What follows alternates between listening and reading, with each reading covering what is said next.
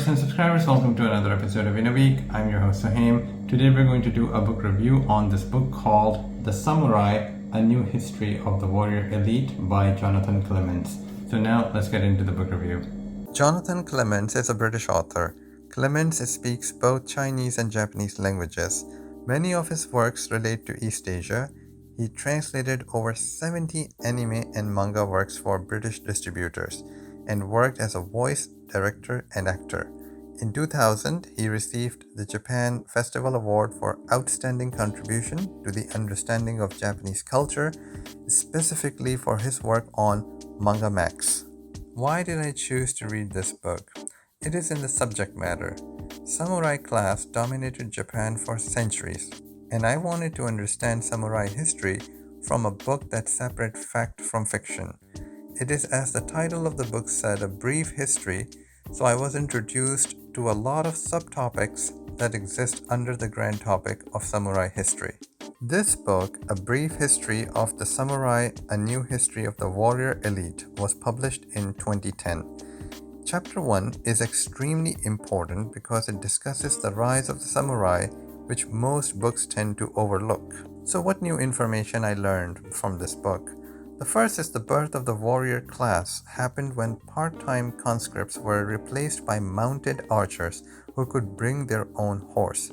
Military career was only available to those who could demonstrate experience and bring their own equipment. Second is the arable land grab in the Kanto region by the colonists enabled non-elite families to have a better income and independent source of income, which enabled their men to afford their own horses and military equipment.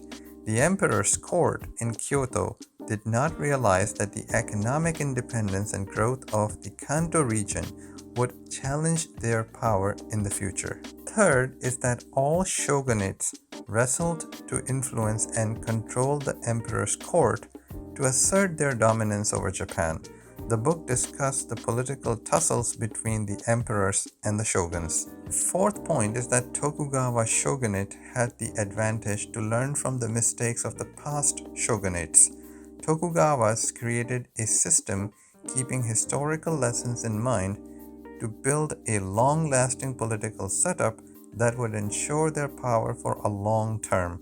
In this setup, the Tokugawas miscalculated about the permanency of the Japanese isolation from the rest of the world. Some of the most interesting historical facts I learned from this book is about the Taira tragedy. The Taira tragedy was that they were the most educated and cultured being around the court in Kyoto, but they were the least prepared to deal with the Minamoto onslaught. Another interesting fact is how many Christian converts were the stalwarts and commanders of the samurai armies, and how soon Christianity was discarded by these commanders for the satisfaction of their masters. Another interesting historical fact was that Toyotomi Hideyoshi's own military commanders were tired of his ambitions in Korea and would even resolve to lying to Hideyoshi to put an end to the bloody conflict in Korea. Last in my list, among one of the many interesting historical facts that I learned from this book, is that the Satsuma and Choshu rebellions were not fought with a clear purpose to restore the emperor. Instead, the emperor was used as a rallying cry to settle the score of Sekigahara loss.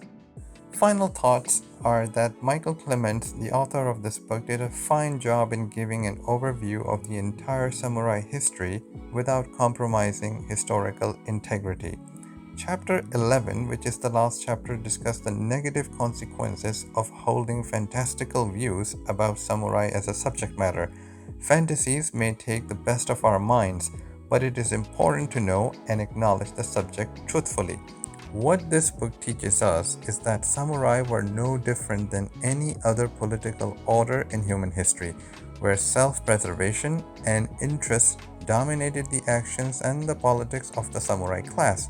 It is an excellent book for readers who want to understand the non-sensational history of the samurai.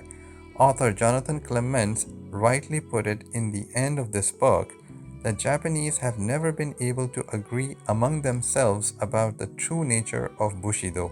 The way of the samurai, whatever it may be, nothing happens in modern Japan that is not either an imitation of it or a reaction to it. If you like the content, please subscribe, like the video, and comment below. Help the channel grow. Thank you for watching in a week.